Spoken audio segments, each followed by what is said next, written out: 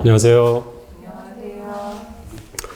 오늘은 168쪽 49장입니다. 49강 물질의 생산과 소비.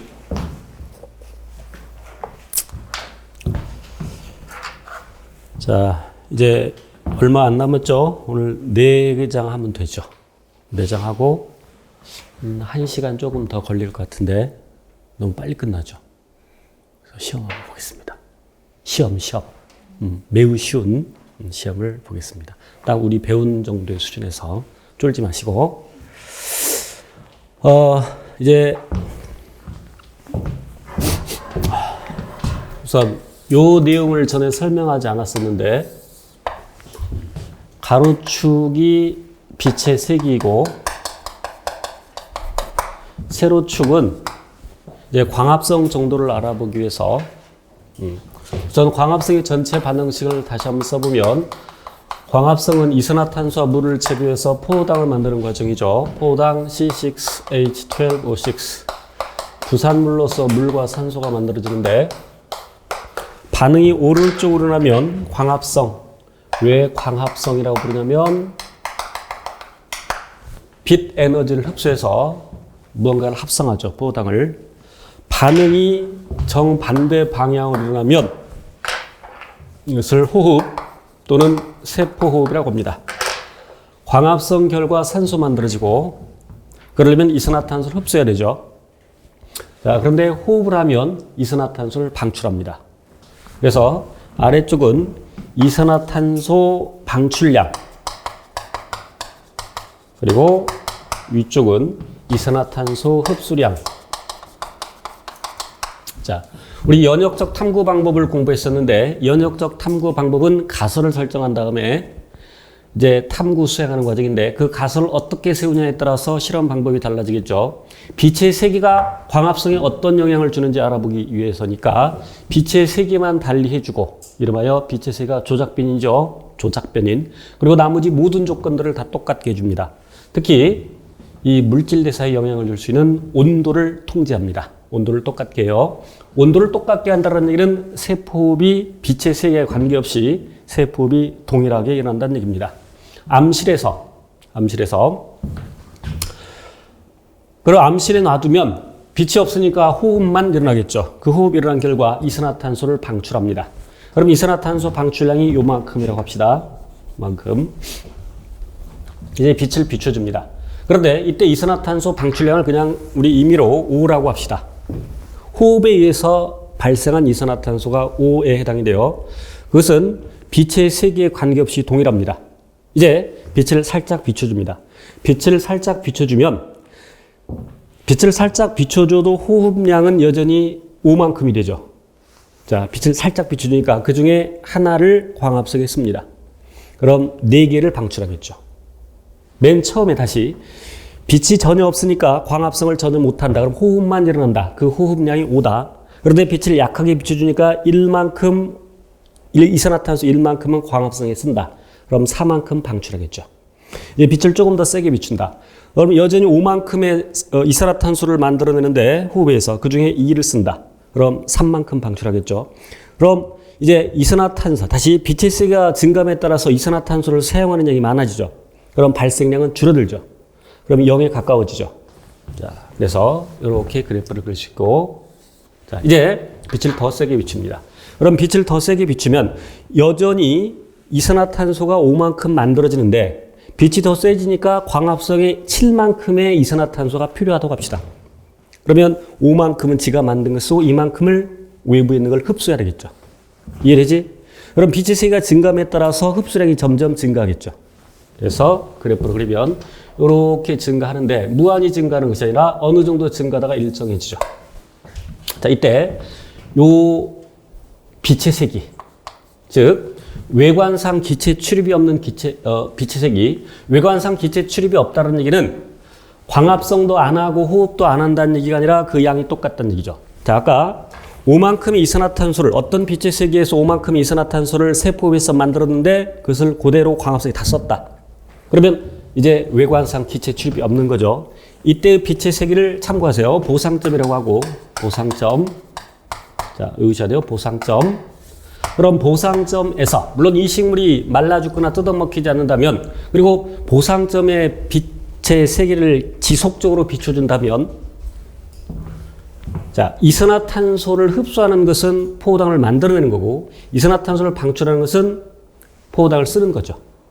자, 쉽게 말하면 10,000원이 필요한데 10,000원을 썼다 이겁니다. 10,000원이 필요한데 10,000원이 필요한데 즉 보상점이라는 것은 즉 호흡량과 광합성량이 같다는 얘기죠.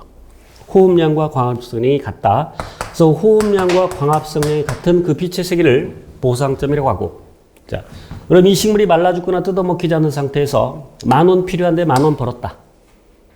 그러면 통장 잔고는 더 늘어나지 않죠. 그대로 유지되죠. 그래서 식물 생장이 0이다. 보상점 미만에서 포함하지 않는 겁니다. 이만큼 이산화탄소를, 이 빛에서 이만큼 이산화탄소를 방출하죠. 자, 그런데 광합성도 일어나고 있습니다. 자, 즉, 이때는 호흡량과 광합성량을 비교해보면 누가 더 크냐면 호흡량이 더 크죠. 10,000원 필요한데 7,000원 벌었다. 그러면 3,000원은 통장에 있는 걸 끄집어내 써야 되죠. 그럼 통장 잔고는 줄어들겠죠. 즉, 이 식물은 마이너스 생장을 한다. 보상점 초과에서, 요 빛의 세계에서는 요만큼 이산화탄소를 흡수하죠. 호흡량은 늘 일정합니다. 호흡량은 빛의 세계에 관계없이 늘 일정한데, 보상점일 때 호흡량과 광합성이 똑같다. 근데 이 빛의 세계에서는 보상점일 때에 비해서 이만큼 광합성을 추가적으로 더한다는 얘기죠. 즉, 호흡량과 광합성량을 비교해보면 광합성량이 더 크다. 10,000원 필요한데 15,000원 벌었다. 그럼 10,000원 쓰고 5,000원 통장에 저축할 수 있죠. 저금할 수 있죠. 통장 잔고가 늘어난다. 식물은 플러스 생장을 한다. 물론 이 빛을 지속적으로 비추었다는 전제하에. 자, 그래서, 자, 봅시다.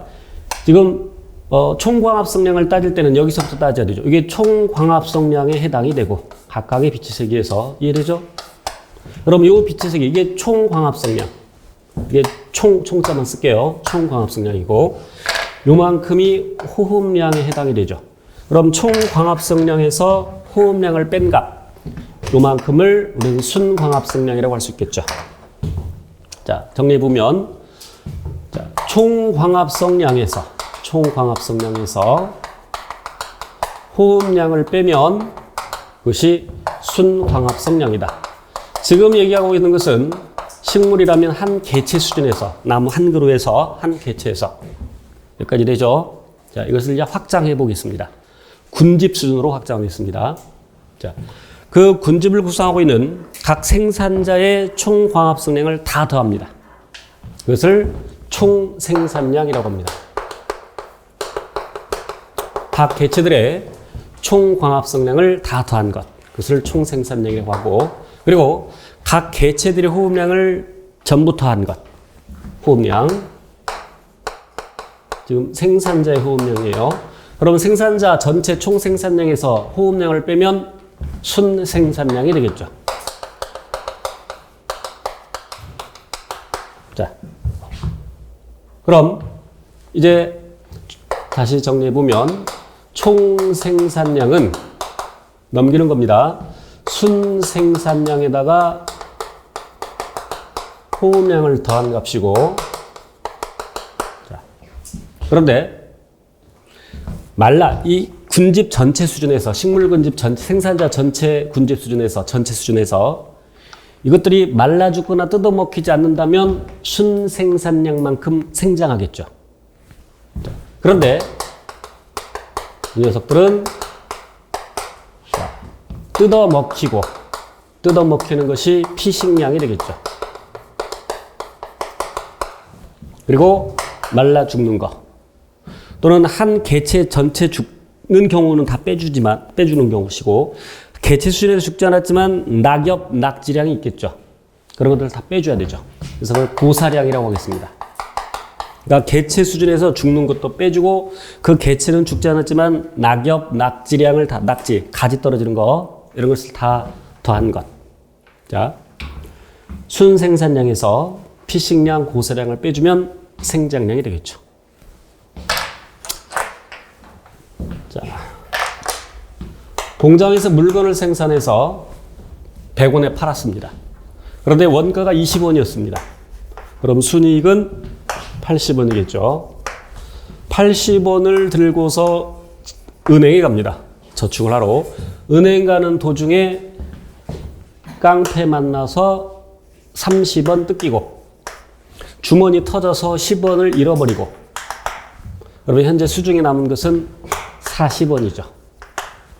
이제 40원만큼 저금할 수 있겠죠. 자, 그래서 이제 다시 정리해보면 총 생산량은 그러면 이 순생산량 다시 이거부터 할게요. 순생산량은 요 녀석들을 통째로 넘기면 되겠죠. 그럼 생장량 더하기 피식량 더하기 그리고 고사량 여기까지 되겠죠? 자, 그래서 다시 정리하면 이 순생산량 요 값을 여기다 집어넣는 겁니다. 그래서 총 생산량은 자, 요거부터 요 그대로 해서 생장량 뭐 순서는 상관없습니다. 생장량, 피식량 그리고 고사량 더하고 여기다가 호흡량을 즉 네 가지 것을 다 더하면 총 생산량이 나오겠죠. 자, 참고로 생물량이라는 것은 유기물 총량이고요. 유기물 총량. 그러니까 물 빼는 겁니다. 그것을 현존량이라고 합니다. 현재 존재하는 유기물의 총량. 자, 어제 통장 잔고가 1,000원이었다고 합시다. 오늘 40원 저금할 수 있죠. 그래서 40원 저금해서 요 40원이 바로 생장량에 해당이 되죠. 그러면 현재 통장에 들어있는 돈은 이제 1,040원이 되겠고 요 1,040원이 바로 생물량, 즉 현존량에 해당이 되겠죠.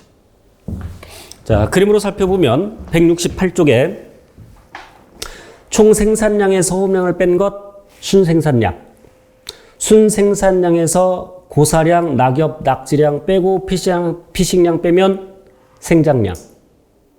이해되죠? 169쪽 1번입니다. 그러면 어떤 식물 군집에 불이 난 후에 천이 과정에서 측정된 총 생산량과 호흡량의 변화를 나타내는 것으로서 A와 B는 각각 총 생산량과 호흡량 중 하나인데 옳은 것은 그럼 A와 B 중에 A가 총 생산량, B가 호흡량. 그럼 그 차이가 순생산량이죠. 그죠? 자, 그래서 1번. 불이 난 후에 천이 과정에서, 우리 앞에서 천이 공부했었죠. 천이 과정에서, 그러니까 초원 형성 이후에 천이 과정에서, 즉 2차 천이죠. 2차 천의 개척자는 지유류가 아니라 초본류죠. 초원이 먼저 형성되니까 정확히는 초본류라고 해야 됩니다. 지유류는 건성천의 1차 천의 개척자죠. 건성 1차 천의 개척자. 그래서 1번 틀렸고 A는 호흡량이 아니라 총 생산량. 3번 1구간에서 순생산량은 점차 증가한다고 했는데 A에서 B를 뺀 것이 즉 다시 말하면 총 생산량에서 호흡량을 뺀 것이 순생산량이죠. 그러면 1구간에서는 그 차이가 점점 늘어나고 있죠. 그러니까 순생산량이 점차 증가한다. 3번이 답이고요. 4번 지표면에 도달하는 빛의 세기는 T1일 때가 T2일 때보다 더 약하다 그랬는데 그래프를 다시 살펴보면 이제 시간이 점점 지남에 따라서 T2 정도에서부터 T2 근방에서부터 총 생산량과 호흡량이 동일하죠. 자, 그러면 천이가 진행되면서 결국 초본류에서 관목림, 그러니까 초원에서 관목림 그리고 이제 양수림, 호남림, 음수림 이렇게 형성이 되겠죠. 그럼 지면에 도달하는 빛의 세기는 점점 줄어들죠. 그러니까 T1, T2를 비교해보면 T2일 때가 더 약하죠. 그래서 4번 틀렸죠. 답은 3번.